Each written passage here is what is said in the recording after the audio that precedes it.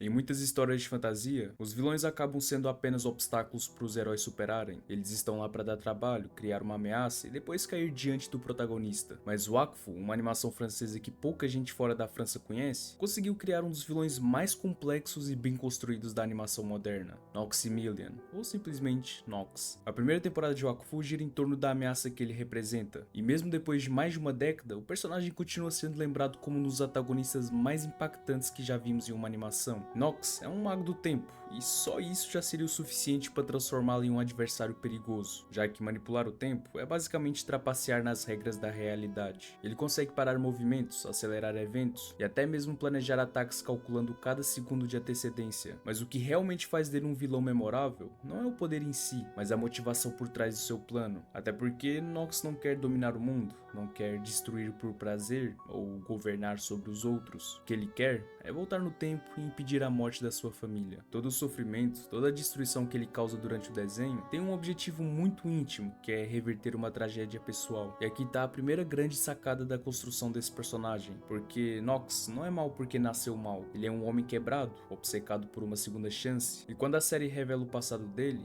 a gente conhece que Nox já foi Noxymilian, um simples relojoeiro apaixonado por sua esposa e seus filhos, alguém criativo, curioso e cheio de ambição para que suas invenções mudassem o mundo. Até que um dia ele encontra o Eliacubo, um artefato misterioso e poderoso que o consome aos poucos. A curiosidade dele se transforma em obsessão, a vida em família vai sendo deixada de lado, e quando ele finalmente percebe, já é tarde demais. A sua esposa o deixou, seus filhos se afastaram, e em meio ao caos, todos acabam mortos em uma tragédia ligada ao próprio desequilíbrio do mundo. O peso da culpa é tão grande que Nox não consegue seguir em frente. Por isso, Eliacubo, como uma tentação eterna, oferece a possibilidade de reverter os erros, de voltar atrás e refazer a sua vida. Nox acaba por abraçar essa obsessão com todas as suas forças, mesmo que isso signifique sacrificar outras vidas. Ele passa mais de 200 anos acumulando Wakfu, que é a energia vital do universo, em uma busca implacável para conseguir energia suficiente para usar seu feitiço final. Nesse período, ele perde qualquer traço da pessoa que foi um dia, se tornando assim o vilão mascarado e solitário que conhecemos na primeira temporada. E é justamente aqui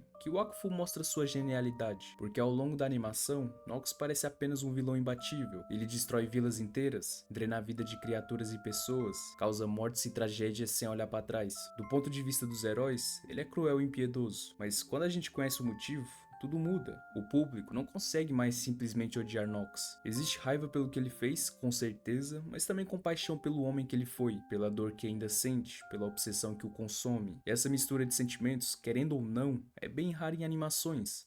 Nox não é apenas um espelho invertido do herói, nem um obstáculo sem profundidade. Ele é alguém com uma história realista em sua essência, mesmo em um mundo de fantasia. Quem nunca desejou voltar no tempo para consertar um erro, impedir uma perda ou evitar uma decisão errada? Todos já tivemos esse pensamento. A diferença é que Nox tem o poder de tentar fazer isso e paga o preço mais alto possível por sua obsessão. Até porque, como todos nós sabemos, cada escolha tem sua consequência. E um detalhe irônico é que se Nox tivesse compartilhado seu plano com Yugo, que é o protagonista, provavelmente teria tido mais chances de sucesso, porque Yugo é um personagem gentil e altruísta, alguém que poderia ter ajudado a encontrar fontes renováveis de Wakfu, evitando assim que tantas vidas fossem perdidas. Mas Nox se recusa a dividir o fardo, porque sente que a sua dor é exclusivamente dele, que ninguém deveria carregar essa missão além dele, sendo mais uma camada que o torna trágico, porque a sua obsessão o cega para a possibilidade de que alguém poderia realmente ajudá-lo. O resultado dessa jornada de obsessão acaba no final da primeira temporada, em um dos momentos mais emocionantes e tristes da animação. Depois de décadas de planeamento e destruição, Nox finalmente consegue energia suficiente e ativa o salto temporal. Ele acredita que finalmente vai encontrar sua família, que poderá corrigir seus erros e viver em paz, mas o feitiço só o leva de volta 20 minutos no tempo, 200 anos de dor, incontáveis mortes e sofrimento por apenas 20 minutos. Nada muda, todos continuam mortos, todo o esforço foi inútil, e isso foi um golpe duro,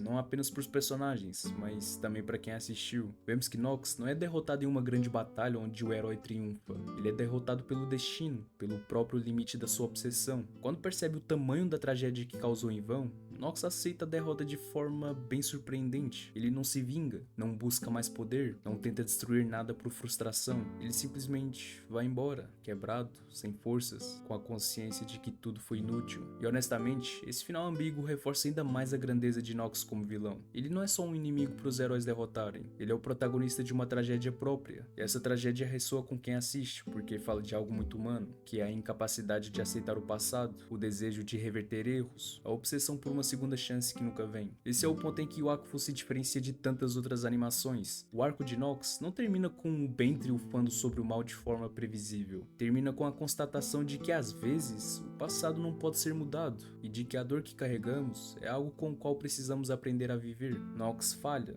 não porque os heróis o impedem totalmente, mas porque sua missão era impossível desde o começo. E é justamente esse detalhe que torna tudo ainda mais trágico, porque ele não era um vilão derrotável por força bruta, mas sim por uma verdade inescapável, que nesse caso é que não importa quanta energia ele acumulasse, não importa quantos sacrifícios fizesse, ele nunca teria sua família de volta.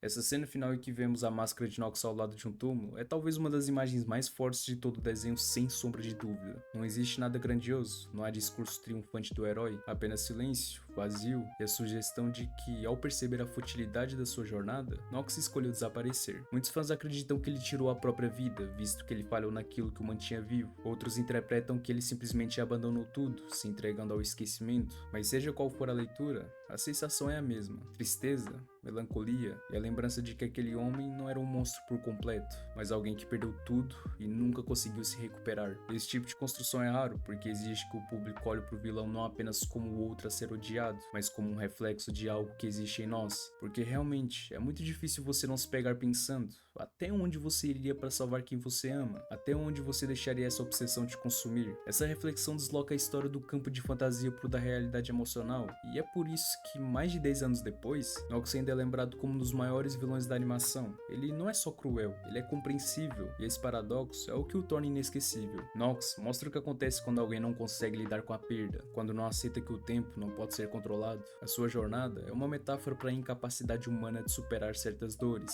para a tentação constante de revisitar o passado e tentar refazê-lo. No fim, Nox é derrotado não por Yugo, não pelos heróis, mas por sua própria humanidade, pelo desejo universal de voltar atrás, algo que nenhum de nós pode realmente fazer. Nox é a prova de que até um vilão pode ser construído com profundidade, emoção e verdade. Ele é, sem exagero, um dos melhores exemplos de como a animação pode contar histórias que não só divertem, mas que também nos marcam para sempre. Muito obrigado por ter chegado até aqui. O último vídeo que eu fiz de Wakfu eu vi que deu muito certo. Eu vi que realmente tem muita gente que gosta dessa animação. Então decidi fazer esse vídeo do Nox, porque realmente ele é um vilão muito interessante e realmente bom. E por isso, caso vocês queiram mais vídeos de Wakfu, deixem nos comentários, comentem, deixem um hype, deem like, que com certeza eu vou trazer aqui mais. E bem, eu sou Maru e esse é apenas o início da jornada.